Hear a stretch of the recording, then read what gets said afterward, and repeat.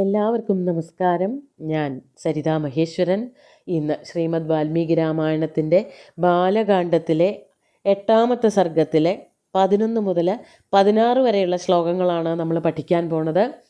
ഈ ശ്ലോകങ്ങളിൽ അനുഷ്ടുപ്പ് വൃത്തമാണുള്ളത്. വളരെ ലളിതമായിട്ടുള്ള ശ്ലോകങ്ങളാണ്. കഴിഞ്ഞ ദിവസം പറഞ്ഞ അതേ കാര്യങ്ങളൊക്കെ തന്നെ രാജാവ് തൻ്റെ മന്ത്രിമാരോട് പറയണതായിട്ടാണ് വർണ്ണിക്കുന്നത്. അതായത് ബ്രാഹ്മണരെ, തൻ്റെ ഗുരുക്കന്മാരെ എന്താണോ രാജാവിനോട് പറഞ്ഞത് അത് രാജാവ് തൻ്റെ ഭൃത്യന്മാരോട്, പ്രജകളോട്, മന്ത്രിമാരോടൊക്കെ പറയണതായിട്ട് വർണ്ണിക്കുകയാണ്.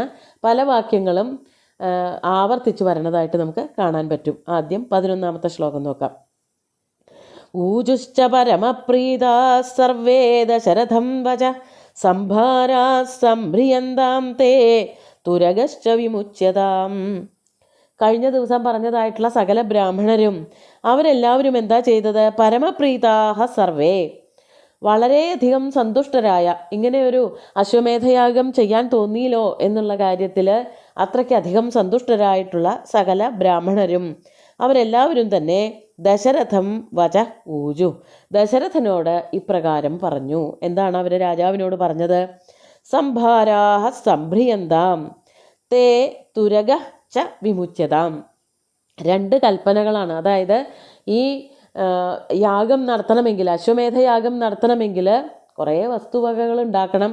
അതോടൊപ്പം തന്നെ കുതിരയെ അഴിച്ചുവിടുകയും വേണം. കുതിര സഞ്ചരിച്ചിട്ട് പല രാജ്യങ്ങളിലും സഞ്ചരിച്ചിട്ട് തിരിച്ചു വരുമ്പോൾ കിട്ടുന്നതായ ധനം കൊണ്ടാണ് യാഗം ചെയ്യേണ്ടത്. അപ്പോൾ അതിനു വേണ്ടിയിട്ട് കുതിരയെ അഴിച്ചുവിടുകയും വേണം. ഒപ്പം തന്നെ കുറേയധികം വസ്തുവകകൾ സംഭരിക്കുകയും വേണം. അതാണ് അവർ ആദ്യമായിട്ട് പറയണത്. സംഭാരാഹ സംഭ്രിയന്താം, യാഗത്തിനുള്ള ഒരുക്കങ്ങളൊക്കെ വേഗം വേഗം നടക്കട്ടെ. അതായത് മറ്റു ഭടന്മാരോടും മന്ത്രിമാരോടും പ്രജകളോടും ഒക്കെ അറിയിച്ചിട്ട് അവരുടെ എല്ലാവരുടെയും സഹകരണത്തോട് കൂടിയിട്ട് ഈ ഒരു യാഗം ഭംഗിയാക്കി തീർക്കാൻ വേണ്ടിയിട്ടുള്ള ഒരുക്കങ്ങൾ, സന്നാഹങ്ങൾ ഇപ്പോൾ തന്നെ തുടങ്ങി വയ്ക്കട്ടെ. മാത്രമല്ല തുരഗഹ ച, ഒരു കുതിരയും വേണം. ഉത്തമമായിട്ടുള്ള ലക്ഷണങ്ങളോട് കൂടിയ ഒരു കുതിര. ആ കുതിരയെ അഴിച്ചു വിടുകയും വേണം. വിമുച്യതാം, കെട്ടഴിച്ചു വിടണം. ആ കുതിരയ്ക്ക് ഇഷ്ടമുള്ള ദിക്കുകളിലേക്കൂടെ ഒക്കെ നടക്കണം. അങ്ങനെ നടന്ന് പല രാജ്യങ്ങളിലൂടെ നടന്നിട്ടാണ് കുതിര തിരിച്ച് കൊട്ടാരത്തിലേക്ക്, അതായത് ദശരഥൻ്റെ കൊട്ടാരത്തിലേക്ക്, അയോധ്യയിലേക്ക് വരികയുള്ളൂ. അപ്പോൾ അതിനു വേണ്ടിയിട്ട് കുതിരയെ അഴിച്ചു വിടണം എന്നാണ് ഈ ബ്രാഹ്മണരെ രാജാവിനോട് പറഞ്ഞത്. ഇനി അടുത്ത ശ്ലോകം നോക്കാം. 12ാമത്തെ ശ്ലോകം നോക്കൂ. സരയ്വാശ്ചോത്തരേ തീരേ യജ്ഞഭൂമിർവിധീയതാം സർവഥാ പ്രാപ്സ്യസേ പുത്രാനഭിപ്രേതാംശ്ച പാർത്ഥിവ. യാഗശാല ഇവിടെ ഒരുക്കണം. യാഗത്തിനുള്ള യാഗപശുവായിട്ടുള്ള കുതിരയെ അഴിച്ചുവിടുകയൊക്കെ ചെയ്യണം. അതോടൊപ്പം തന്നെ എവിടെയാണ് യാഗം ചെയ്യേണ്ടത് എന്നുള്ള അതിനൊരു ഉറപ്പ് വേണം. അതെവിടെയാണ് വേണ്ടത്? സരയ്വാഹ ഉത്തരേ തീരേ, സരയൂ നദിയുടെ വടക്കേ തീരത്ത് യജ്ഞഭൂമി വിധീയതാം, യജ്ഞഭൂമിക്കായിട്ടുള്ള ഒരുക്കങ്ങൾ നടത്തണം. വളരെ വലിയൊരു യജ്ഞശാല ഒരുക്കേണ്ടി വരും. ആ യജ്ഞശാല ഒരുക്കേണ്ടത് സരയൂ നദി എന്ന് പറഞ്ഞാൽ രഘുവംശ രാജാക്കന്മാരുടെയൊക്കെ ധാത്രിയാണ്. അയോധ്യയിൽ കൂടെ സമ്പദ് സമൃദ്ധമായിട്ട് നിറഞ്ഞൊഴുകുന്ന നദിയാണ് സരയൂ. ആ സരയൂ നദിയുടെ വടക്കേ തീരത്തായിട്ട് യജ്ഞഭൂമി ഒരുക്കുമാറാകട്ടെ. യജ്ഞഭൂമിർ വിധീയതാം. അങ്ങനെയൊക്കെ ചെയ്താൽ, എല്ലാ ഒരുക്കങ്ങളോട് കൂടിയിട്ട് വളരെ ഭംഗിയായിട്ട് യാഗം നടത്തിയാൽ എന്തുണ്ടാവും? സർവഥാ, എല്ലാ പ്രകാരത്തിലും അഭിപ്രേതാൻ പുത്രാൻ ഹേ പാർത്ഥിവ പ്രാപ്സ്യസേ, അങ്ങയ്ക്ക് എല്ലാ തരത്തിലും എല്ലാ പ്രകാരത്തിലും പ്രിയങ്കരന്മാരായിട്ടുള്ള പുത്രന്മാർ, ഒരാളല്ല പുത്രാൻ എന്നാ പറഞ്ഞത്, 3 പുത്രന്മാരെങ്കിലും ഉണ്ടാവും. അങ്ങനെ പുത്രാൻ എന്ന് ബഹുവചനത്തിൽ പറഞ്ഞതുകൊണ്ടാണ് പറയണത്.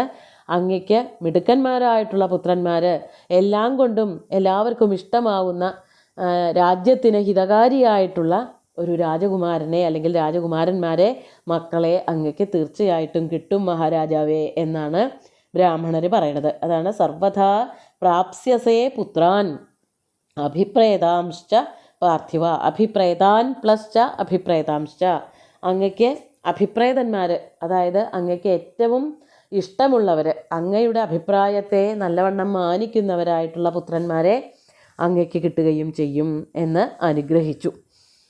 അതോടൊപ്പം തന്നെ പിന്നെന്താ പറഞ്ഞത്? 13ാമത്തെ ശ്ലോകം നോക്കൂ. യസ്യ തേ ധാർമ്മികീ ബുദ്ധിരിയം പുത്രാർത്ഥമാഗത തതസ്തുഷ്ടോ ഭവദ്രാജാ ശ്രുത്വൈതദ്വിജഭാഷിതം. ബ്രാഹ്മണര് രാജാവിനെ അനുഗ്രഹിച്ചുകൊണ്ട് പറയാണ്, എങ്ങനെയാണ് ഇത്രയും നല്ല ഒരു ആശയം യാഗം ചെയ്യണമെന്ന് തോന്നിയത്? അതാണ് ചോദിക്കുന്നത്. തേ ധാർമ്മികീ ബുദ്ധി ഇയം ബുദ്ധി, അങ്ങയ്ക്ക് ധാർമ്മികമായിട്ടുള്ള ഈ ഒരു ആശയം അല്ലെങ്കിൽ ഈ ഒരു ബുദ്ധി, അതായത് ഒരു അശ്വമേധയാഗം നടത്താമെന്നുള്ളത്. കുട്ടികൾ ഉണ്ടാവണമെങ്കിൽ ഇതൊന്നുമല്ല, വേണമെങ്കിൽ വേറെ വല്ലതൊക്കെ ചെയ്യാം. പക്ഷേ ഒരു അശ്വമേധയാഗം ചെയ്യണമെന്ന് എന്തുകൊണ്ടാണ് തോന്നിയത്? അങ്ങയുടെ ധാർമ്മികത തന്നെയല്ലേ. അതാണ് ധാർമ്മികമായിട്ടുള്ള യാതൊരു ബുദ്ധി കൊണ്ടാണ് അങ്ങയ്ക്ക് എന്തു തോന്നിയത്? പുത്രാർത്ഥം, പുത്രന്മാരുണ്ടാകുന്നതിന് വേണ്ടിയിട്ട് യാഗം ചെയ്യാമെന്ന് തോന്നിയല്ലോ. അതാണ് തേ ധാർമ്മികീ ഇയം ബുദ്ധി പുത്രാർത്ഥം ആഗത യസ്യ ആഗത, യാതൊരാൾ കാരണമായിട്ടാണോ ഈ ഒരു യാഗം, അശ്വമേധയാഗം മക്കളുണ്ടാവാൻ വേണ്ടിയിട്ട് ചെയ്യണം എന്ന് തോന്നിച്ചത്, അത് ഭഗവത് പ്രസാദം തന്നെയാണ്, ഈശ്വരാനുഗ്രഹം തന്നെയാണ് എന്നാണ് പറയണത്. വൈകിട്ടായാലും നല്ലൊരു കർമ്മം ചെയ്യാൻ തോന്നിയില്ലോ എന്നുള്ളതിൻ്റെ ആശംസകളും അനുഗ്രഹങ്ങളും ഒക്കെയാണ് കൊടുക്കുന്നത്. അതൊക്കെ കേട്ടിട്ട് തതസ്തുഷ്ടോ ഭവദ്രാജ ശ്രുത്വൈതദ്വിജഭാഷിതം, ഏതത് ദ്വിജഭാഷിതം ശ്രുത്വാ രാജാ തത തുഷ്ട അഭവത്. ഈ വാക്കുകൾ, ബ്രാഹ്മണരുടെ അനുഗ്രഹം കേട്ടിട്ട് രാജാവിന് വളരെയധികം സന്തോഷമായി. അതായത് ഇങ്ങനെ ഒരു കാര്യം ഉണ്ടാവണമെന്ന് പ്രതീക്ഷിച്ചിരിക്കുന്നത് പോലെയായിരുന്നു മഹർഷിമാര്, ബ്രാഹ്മണര്, അതല്ലെങ്കിൽ പുരോഹിതന്മാരൊക്കെ സംസാരിച്ചത്. അനുഗ്രഹിച്ചു, എന്താ ചെയ്യേണ്ടതെന്നൊക്കെ ഉള്ളത് പറഞ്ഞു കൊടുത്തു. ഈ ഒരു ബുദ്ധി തോന്നിയത് വളരെ നന്നായി എന്നും എടുത്തു പറഞ്ഞു. അത് കേട്ടിട്ട് ദശരഥ മഹാരാജാവിന് വളരെയധികം സന്തോഷമുണ്ടായി. ഏതത് ശ്രുത്വ, ഈ ബ്രാഹ്മണരുടെ പുരോഹിതന്മാരുടെ വാക്കുകൾ കേട്ടിട്ട്, ഏതത് ദ്വിജഭാഷിതം, ദ്വിജന്മാരുടെ ബ്രാഹ്മണരുടെ വാക്കുകൾ കേട്ടിട്ട് തുഷ്ടനായ സന്തുഷ്ടനായിട്ടുള്ള രാജാവ് ഇപ്രകാരം അവരോട് പറഞ്ഞു. ഇനി മന്ത്രിമാരോട് എന്താണ് പറയാൻ പോണത് എന്നുള്ളതാണ് പറയണത്.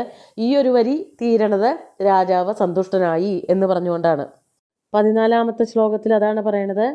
അമാത്യാനബ്രവീദ് രാജ ഹർഷവ്യാകുലലോചന സംഭാരാ സംഭ്രിയന്താം മേ ഗുരൂണാം വചനാദിഹ. ഹർഷവ്യാകുലലോചന രാജ അമാത്യാൻ അബ്രവീദ്. ഹർഷവ്യാകുലലോചനൻ, ഹർഷം കൊണ്ട് സന്തോഷം കൊണ്ട് കണ്ണ് നിറഞ്ഞൊഴുകുന്നവനായിട്ടുള്ള രാജാവ്. ഹർഷവ്യാകുലലോചന രാജ അമാത്യാൻ, മന്ത്രിമാരോട് അബ്രവീദ് ഇപ്രകാരം പറഞ്ഞു. എന്താണ് പറഞ്ഞത്? അത് അടുത്ത വരിയിലാണ് പറയണത്. സംഭാരാ സംഭ്രിയന്താം മേ ഗുരൂണാം വചനാദിഹ ഇഹ മേ ഗുരൂണാം വചനാത് സംഭാരാഹ സംഭ്രിയന്താം. എൻ്റെ ഗുരുക്കന്മാർ പറഞ്ഞുവല്ലോ, അതനുസരിച്ച് മേ ഗുരൂണാം വചനാത്, ഗുരുക്കന്മാർ പറഞ്ഞത് കേട്ടിട്ട് ഗുരുക്കന്മാരുടെ വാക്കുകൾക്കനുസരിച്ച് ആവശ്യമുള്ള ഒരുക്കങ്ങളൊക്കെ ചെയ്യൂ. അതാണ് ആദ്യം പറഞ്ഞതാണ്. 11ാമത്തെ ശ്ലോകത്തിൽ ഇതേ വരികൾ കണ്ടതാണ്. സംഭാരാ സംഭ്രിയന്താം തേ, ഇവിടെ പറഞ്ഞത് സംഭാരാ സംഭ്രിയന്താം മേ ഗുരൂണാം വചനാത്.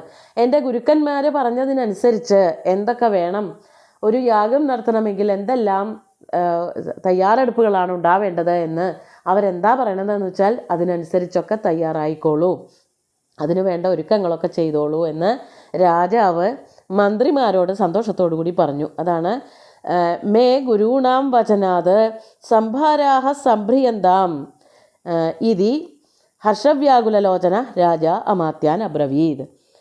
കണ്ണീര് കൊണ്ട് കണ്ണ് നിറഞ്ഞ്, അതായത് സന്തോഷം കൊണ്ടാണ്, സന്തോഷ കണ്ണീര് കൊണ്ട് കണ്ണൊക്കെ നിറഞ്ഞു തുളുമ്പുന്നവനായിട്ടുള്ള രാജാവ് ഗുരുക്കന്മാരുടെ വാക്കുകൾ എങ്ങനെയാണോ അവർ പറയണത് അതേപോലെ നടത്താൻ വേണ്ടിയിട്ട് കൽപ്പന കൊടുത്തു മന്ത്രിമാർക്കും മറ്റ് ഭടന്മാർക്കും പ്രജകൾക്കുമൊക്കെ. ഇനി 15ാമത്തെ ശ്ലോകം നോക്കാം. സമർത്ഥാധിഷ്ഠിതശ്ചാശ്വ സോപാധ്യായോ വിമുച്യതാം സരയ്വാശ്ചോത്തരേ തീരേ യജ്ഞഭൂമിർവിധീയതാം. ഇതിൽ സരയ്വാശ്ചോത്തരേ തീരേ യജ്ഞഭൂമിർവിധീയതാം എന്നുള്ളത് ആദ്യം പറഞ്ഞത് തന്നെയാണ്. അതായത് ഗുരുക്കന്മാരെന്താണോ അയോധ്യാധിപതിയായിട്ടുള്ള ദശരഥനോട് പറഞ്ഞത് അത് വീണ്ടും മന്ത്രിമാരോടും പ്രജകളോടും പറയണതാണ്. അപ്പോൾ അത് ആവർത്തിച്ച് വരണതാണെങ്കിലും ഇപ്പോൾ പറയണത് ദശരഥനാണ്, മുമ്പേ പറഞ്ഞത് പുരോഹിതന്മാരാണ്. എന്താണ് പറഞ്ഞത്? സമർത്ഥാധിഷ്ഠിതശ്ച അശ്വ, വളരെ ഭംഗിയായിട്ട് ഒരുക്കി നിർത്തിയതായ കുതിര, അതാണ് സമർത്ഥ അധിഷ്ഠിതം. ഈ ഒരു യാത്രയ്ക്കായിട്ട് അശ്വമേധ യാഗത്തിനായിട്ട് ഒരുക്കി നിർത്തുക. അവിടെ കുതിരയെ വധിക്കുകയൊന്നും ചെയ്യില്ല. അശ്വമേധം എന്ന് പറഞ്ഞാൽ കുതിര എല്ലാ രാജ്യങ്ങളിൽ കൂടെ യഥേച്ഛം അല്ലെങ്കിൽ യഥേഷ്ടം സഞ്ചരിക്കും. അതിൻ്റെ കൂടെ ഭടന്മാരൊക്കെ പോവുകയും ചെയ്യും, പുരോഹിതന്മാരും പോകും എന്നാണ് പറയണത്. ഇവിടെ ലീലാവതി ടീച്ചറുടെ വ്യാഖ്യാനത്തിൽ പറയുന്നുണ്ട്, യഥാവിധി എന്ന് പറയുമ്പോൾ യാഗാശ്വത്തിൻ്റെ കൂടെ ഉപാധ്യായന്മാർ പോകണം, അതുപോലെ യോദ്ധാക്കൾ പോകണം.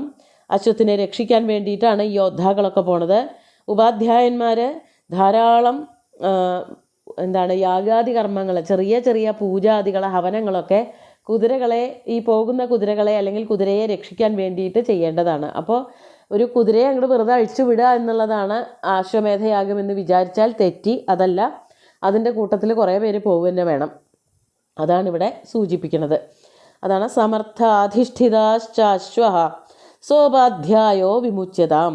അങ്ങനെ ഈ ഒരു യാത്രയ്ക്ക് ഏറ്റവും ആരോഗ്യപരമായിട്ട് ഒരുക്കമുള്ളതായിട്ടുള്ള കുതിരയെ കണ്ടുപിടിച്ച് തയ്യാറാക്കി ഈ ഉപാധ്യായന്മാരുടെ കൂടെ പറഞ്ഞയക്കണം. എന്നിട്ട് അതോടൊപ്പം തന്നെ എന്ത് ചെയ്യണം?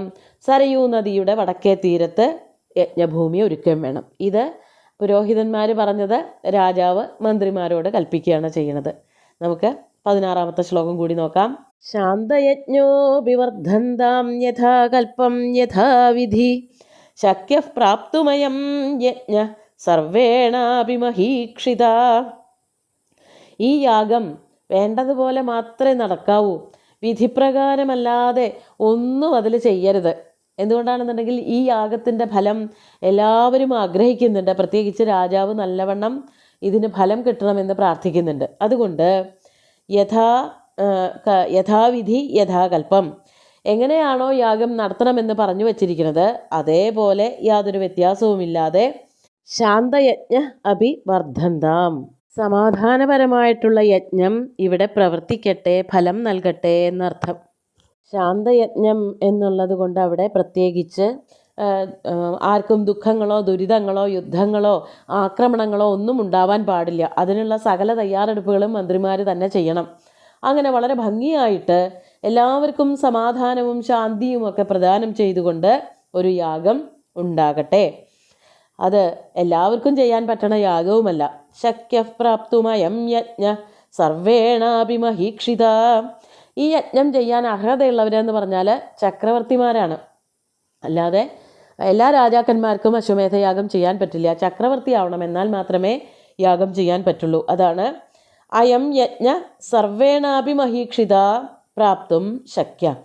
ഈ യാഗത്തിൻ്റെ ഫലം പ്രാപിക്കാൻ അല്ലെങ്കിൽ യാഗം ചെയ്യിക്കുന്നതിന് ശക്തന്മാരായിട്ടുള്ളവരെന്ന് പറഞ്ഞാൽ മഹീക്ഷിത്തുകളാണ്. മഹീക്ഷിത്ത് എന്നുള്ളത് കൊണ്ട് ചക്രവർത്തിമാരാണ്. കേവലം ചെറിയ ചെറിയ സാമന്ത രാജാക്കന്മാർക്കൊന്നും ഈ ഒരു യാഗം ചെയ്യാൻ സാധിക്കില്ല എന്നുകൂടി ഓർമ്മപ്പെടുത്തുകയാണ് ചെയ്യുന്നത്. ബാക്കി കാര്യങ്ങൾ അടുത്ത ദിവസം നോക്കാം. ഇന്നത്തെ ശ്ലോകങ്ങൾ ഒന്നുകൂടി ചൊല്ലി നോക്കാം. ഊജുശ്ച പരമപ്രീതാ സർവേ ദശരഥം വച സംഭാരാ സംഭ്രിയന്താം തേ തുരഗശ്ച വിമുച്യതാം സരയ്വാശ്ചോത്തരേ തീരേ യജ്ഞഭൂമിർവിധീയതാം സർവഥാ പ്രാപ്സ്യസേ പുത്രാനഭിപ്രേതാംശ്ച പാർത്ഥിവ യസ്യ തേ ധാർമ്മികീ ബുദ്ധിരിയം പുത്രാർത്ഥമാഗതാ തതസ്തുഷ്ടോ ഭവൻ രാജാ ശ്രുത്വൈതദ്വിജഭാഷിതം അമാത്യാനബ്രവീദ് രാജാ ഹർഷവ്യാകുലലോചന സംഭാരാ സംഭ്രിയന്താം മേ ഗുരൂണാം വചനാദിഹ സമർത്ഥാധിഷ്ഠിതശ്ചാശ്വ സോപാധ്യായോ വിമുച്യതാം സരയ്വാശ്ചോത്തരേ തീരേ യജ്ഞഭൂമിർവിധീയതാം ശാന്തയജ്ഞോഭിവർദ്ധന്താം യഥാകൽപ്പം യഥാവിധി ശക്യ പ്രാപ്തുമയം യജ്ഞ സർവേണാഭിമഹീക്ഷിത. അങ്ങനെ സുന്ദരമായിട്ടുള്ള ഈ ശ്ലോകങ്ങൾ യാഗം ചെയ്യാനുള്ള പുറപ്പാട് മന്ത്രിമാരോടൊക്കെ ഒരുക്കാൻ പറയണതായിട്ടാണ് നമുക്ക് കാണാൻ പറ്റുക. ആ ശ്ലോകങ്ങൾ ഭഗവാൻ ശ്രീരാമചന്ദ്രൻ്റെ കാൽക്കൽ അർപ്പിച്ചുകൊണ്ട് ഗുരുവായൂരപ്പനെ സാഷ്ടാംഗം നമസ്കരിച്ചുകൊണ്ട് എല്ലാവർക്കും ശുഭദിനം നേർന്നു നിർത്തട്ടെ. നന്ദി.